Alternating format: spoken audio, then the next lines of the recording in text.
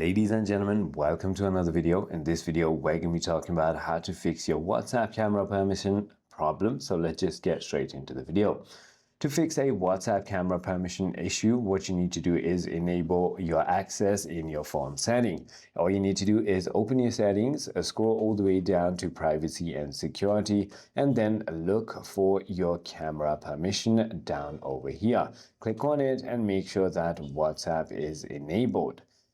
And the second thing you want to try to do is simply go ahead and restart your device. A simple restart can clear cache, processes, and that may be blocking the camera. So go ahead and try to do so. If that is still not working, try to check if there are any updates available. So open your App Store or Play Store and then simply go ahead and search for WhatsApp just like that.